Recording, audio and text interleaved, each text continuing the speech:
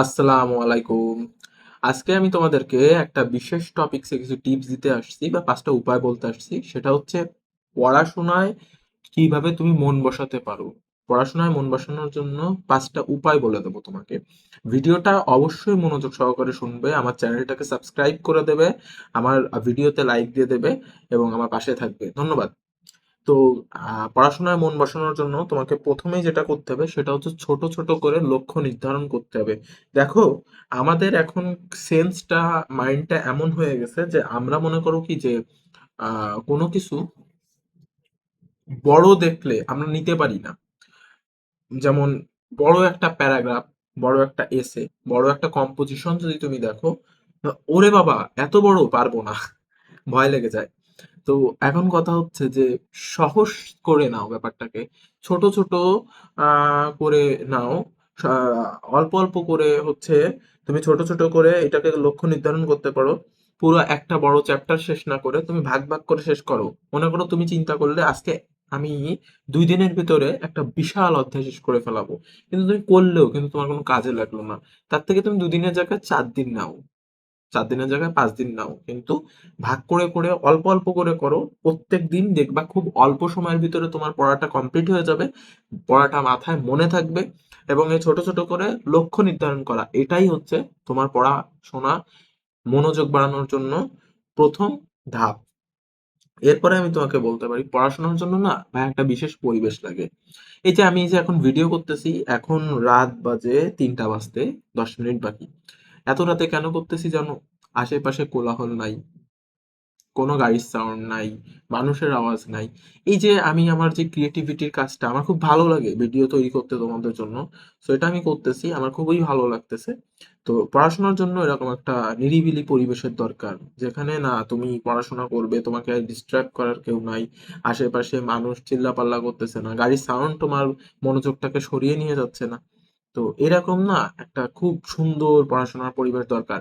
এবং সেই সাথে অগোছালো রুমের ভেতরে পড়াশোনা হয় না, গোছানো একটা পরিবেশ লাগবে।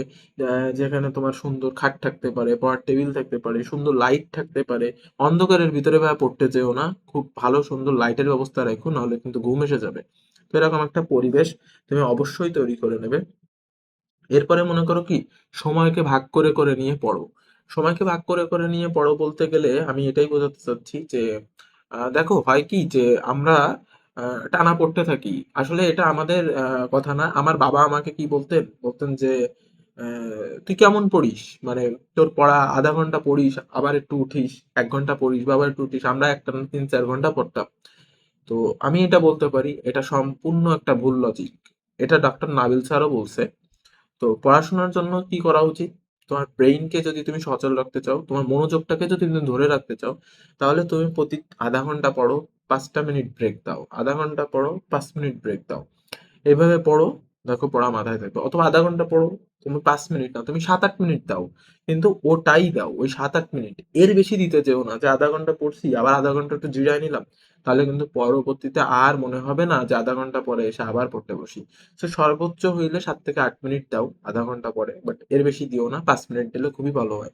সো এইভাবে মনে করো ধীরে ধীরে তোমাকে সময় ভাগ করে করে নিয়ে পড়তে হবে। ওই একটানা গাধার মতো পড়া যে পড়তে বসলাম, মাগরিবের আজান দিছে 7টার সময়, আর উঠবো রাত 11টার সময়, উঠে খাবো, এর ভিতরে যদি একটু টয়লেট আসে তা টয়লেটে গেলাম না, এভাবে হবে না। তোমার আধা ঘন্টা পড়তে হবে, একটু ব্রেক দিতে হবে, তবেই তুমি তোমার মনোযোগটাকে, অ্যাটেনশনটাকে পড়াশোনার প্রতি ধরে রাখতে পারবে।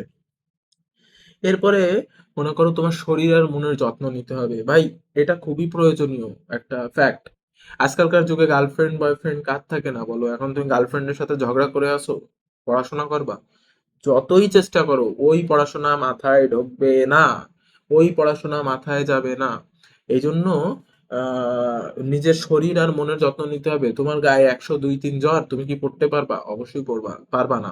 তো জ্বরটা তো দেখা যায়, কিন্তু এই যে যে গ্যাঞ্জাম ঝামেলার যেই ব্যাপারটা, এই ব্যাপারটা কিন্তু দেখা যায় না, কিন্তু এটা মনের ভিতরে খুবই আম, মানে কাটার মতো ফুটে। তো যার কারণে আমি তোমাকে বলতে চাই বা তোমাদেরকে বলতে চাই এটা, যে অবশ্যই অবশ্যই পড়াশোনার জন্য উপযুক্ত পরিবেশ তৈরি করো। কারোর সাথে গ্যাঞ্জাম ঝামেলা করে শরীর খারাপ নিয়ে পড়তে এসো না ভাইয়া, ওই পড়া হবে না। খামাখা খালি রিডিং পড়ে যাবা। অথবা মন অন্যদিকে থাকবে। সো পড়াশোনার জন্য অবশ্যই তোমার শরীর ও মনের প্রতি তোমার টেক কেয়ার নিতে হবে। ঠিক আছে? তো এরপরে তোমার আসে যেটা, সেটা হচ্ছে পড়াশোনা শেষ করার পরে নিজেকে পুরস্কৃত করো। অর্থাৎ আম দেখো, এখন পুরস্কৃত বলতে নিজেকে যখন নিজে পুরস্কার দেওয়া যায়, এখন তো বলা যায় না ভাই যে তুই একদিন পর তুই 500 টাকা দেবো, কারণ তুমি নিজের থেকে কিভাবে দিবা। আবার তোমার বলতেও পারি না যে তুমি ভাই চকলেট কিনে খাও। না, এটা না। তুমি কি করবা, তোমার একটা জিনিস, হয়তো একটা নাটক বা একটা সিরিজ দেখতে খুব মন চাচ্ছে, বাট সেটা তুমি দেখবা না। তুমি মনে মনে এটাকেই রিওয়ার্ড বা পুরস্কার হিসেবে নাও। মানে ব্যাপারটা এমন যে তুমি মনে করবা কি, যে এই চ্যাপ্টার হোক বা এই প্যারাগ্রাফটা হোক বা এতটুকু, যতটুকুই পড়ো এতটুকু শেষ করব, তারপরে আমি ওই জিনিসটা হচ্ছে দেখবো, অথবা ওই গানটা আমি শুনবো, ওই মিউজিকটা আমি লিসন করব। ঠিক আছে? বা ওইখানটায় আমি ঘুরতে যাব, তবে এই পড়াটা কমপ্লিট করে। এটাই তোমার পুরস্কার। ঠিক আছে? নিজেকে নিজে এইভাবে পুরস্কৃত করে পড়াশোনা করো। অবশ্যই পড়াশোনার প্রতি মনোযোগ এসে যাবে।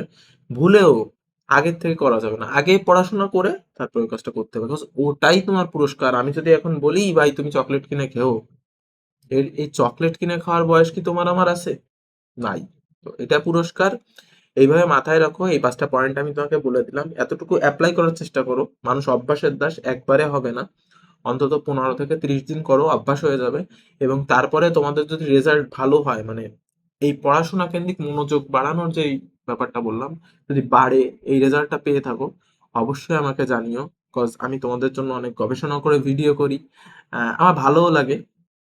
কমেন্ট বক্সে এসে বলে যেও। আর আমার চ্যানেল সাবস্ক্রাইব করে দিও। আমার সাথে থেকো। ধন্যবাদ। আবার দেখা হবে পরবর্তী ভিডিওতে। আল্লাহ হাফেজ।